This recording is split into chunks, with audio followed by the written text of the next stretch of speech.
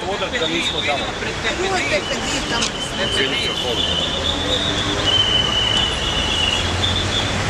Pa nismo mi Mađari, pa mi smo Hrvati, da?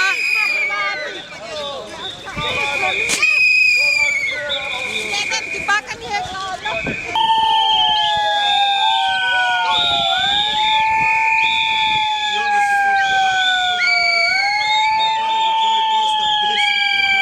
Sve znate, ali ništa ne želite u ovoj Hrvatskoj učiniti. Pa možete vi pričati, ali ja sam to doživjela. Vi sada možete nam reći šta god želite. Kome može zaštiti? To 50 mi je godina. Ma ništa me ne može sindikata, niko nije pred vas izašao, ja sam izašao pred vas.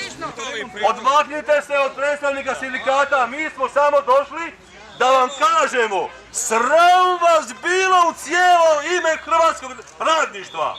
Niste prije 2 godine ništa rekli. Stid vas može biti i sad ste vam došli maglu prodavati.